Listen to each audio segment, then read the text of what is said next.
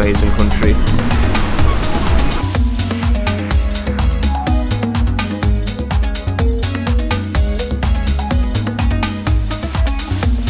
Come and take a look at the view over here. It's absolutely unbelievable.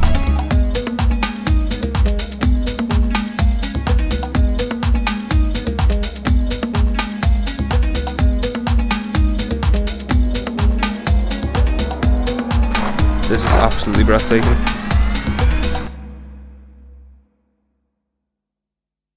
What's going on, guys? Welcome back to the vlog, and as you can tell, I'm not in Marrakech, but as you can tell by the title, this video is about Marrakech. I did actually intend to film this in Marrakech when I was actually about to travel home, but basically it is today, the 17th of March. Coronavirus is absolutely crazy at the moment, so I did actually have to fly home early, so I just didn't get the opportunity to film this when I was in Morocco. Obviously, could have filmed it when I was first in Marrakech, but the whole idea was just to get a feel of the country and then do this video afterwards, which is kind of what this is. So yeah, let's just get on with my impressions of Marrakech, I suppose.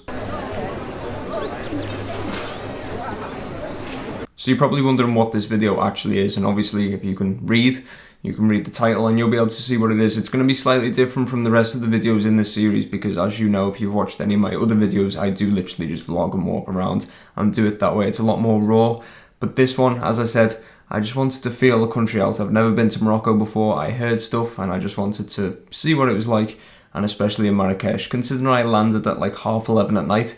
So I literally didn't see any of it the first day. So the first couple of days I've got some clips and then I'm going to narrate over them and give you my first impressions, and then normal service will resume with the rest of my vlogs. But let's see exactly what I thought of Marrakech.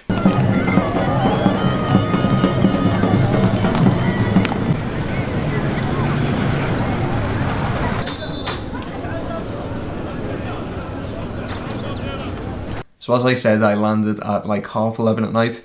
And I jumped in a private transfer from the airport, which I wouldn't usually do. I'd usually either walk or like get the public bus and really immerse myself into the culture of a new country.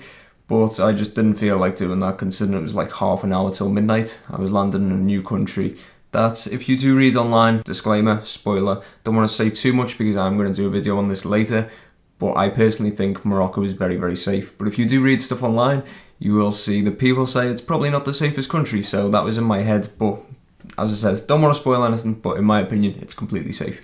So jumped a private taxi, got to my hostel, and I literally checked in and went straight to bed. That's all I wanted to do. It was about midnight.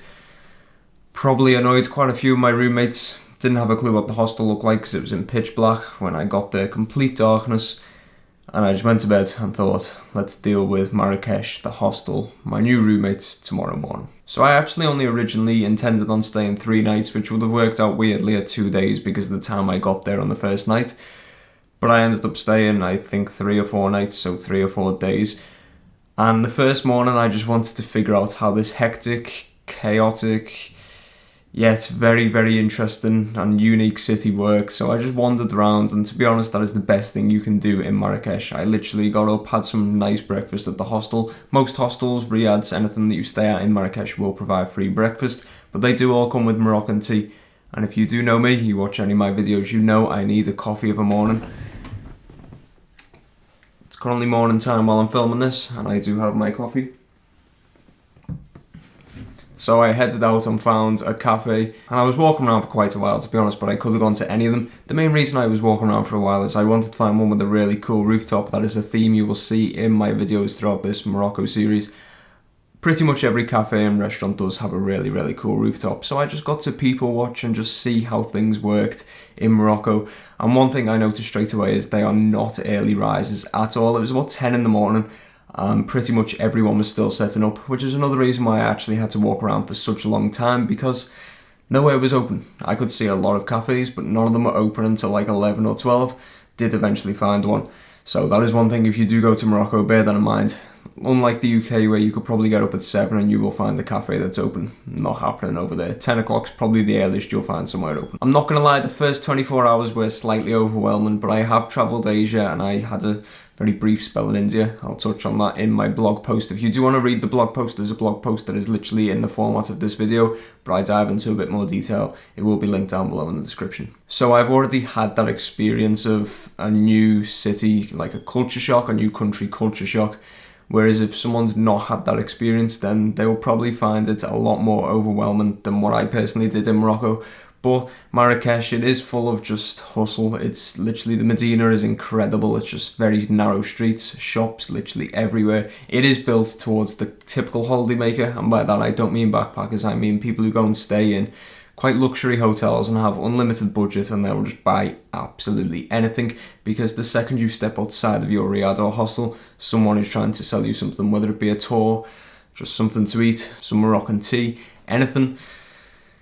A picture of the snake, a picture of the monkey, or just a picture of the local, which I actually ended up doing. I don't really know why I'd done it, but I was literally there about half an hour and just thought, do it once, and then for the rest of the trip, not going to do it. And as I said, it was hectic, it was chaotic, it was busy, it was overwhelming, and I don't usually like that. Some of the bigger cities I've been to in Asia, I didn't really like. I'm not going to mention them because I hate negativity towards places, especially when it comes to travel. I'd rather people get to make their own mind up about places. But Marrakech was just different. I actually kind of loved the feeling of the city. It was kind of unique to anywhere else I've ever been.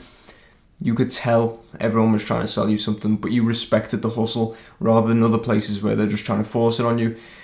They were trying to sell you stuff, but if you said no, maybe once or twice, they'd leave you alone and they'd laugh it off and then just ask where you're from, which was pretty nice. And the locals did seem absolutely amazing, especially in the tourism industry. So like hostels, riads, and then any type of restaurants, cafes, they genuinely seemed interested in you and why you're traveling and anything. If I brought my camera out, they'll be asking me about that, which was so refreshing, especially when you've just arrived in a country and had absolutely no idea what it was going to be like. Now, in terms of touristy things to do in Marrakech, it's a very strange one. There's a lot to do, but I didn't do any of them. And there's one main reason for that. As I said a moment ago, Marrakech does seem very driven towards holidaymakers, and it's very apparent in the prices of entry to anything. So basically there's 2 or 3 really popular gardens, which are basically tourist attractions to get you to go in so you avoid the busyness, the chaotic hustle of the streets, the Medina. You just go there, you relax for a couple of hours or for half an hour, anything like that.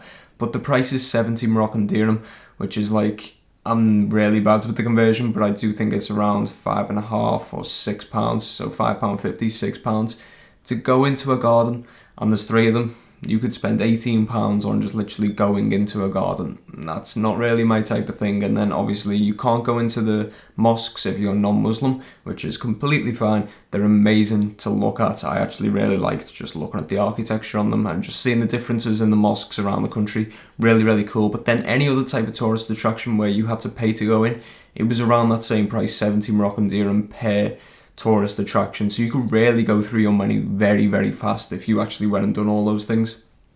And I just didn't feel like I could justify spending that much on them when you consider a price of a meal is like 30 Moroccan dirham. So you could literally get 2 or 3 meals for the price of going into a garden, especially when there's a free garden in Marrakech, which I'll run a nice clip of right now from sunset. So instead of doing all the touristy things, I obviously love carrying my camera around, getting videos, taking photos. That's pretty much all I'd done for the 3 days that I was in Marrakech initially. I just walked around and seen what I could find. Just enjoyed getting lost in the Medina. It was absolutely great. When you read online, you can get lost in the Medina very easily.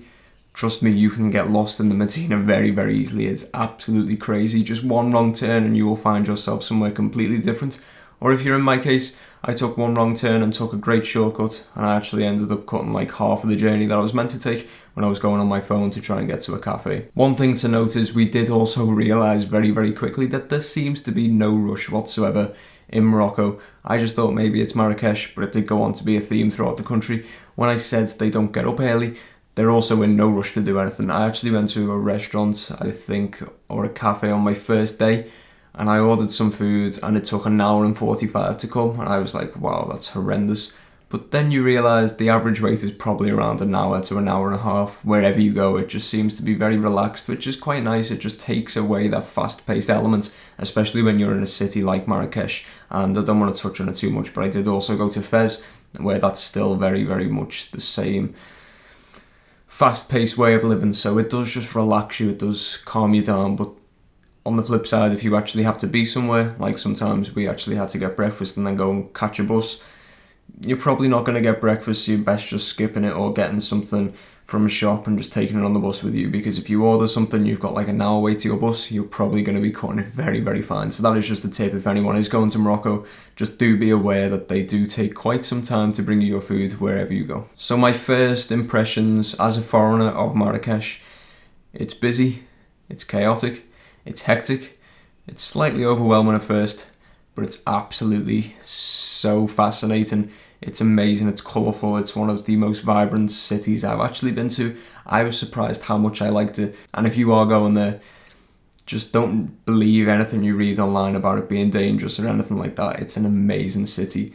And as I said, there's not a lot to do there touristy wise if you're a backpacker, but if you're a regular holidaymaker, you can literally have endless days of just being busy and you will not get bored once. It's an incredible city. If you want a few more of my first impressions on Marrakech, then as I said, go and check out the blog post. I've also been working quite hard since I got home. Obviously, I said my travel plans have changed due to this whole coronavirus thing, so I am back at home now, which is why I'm filming this video here.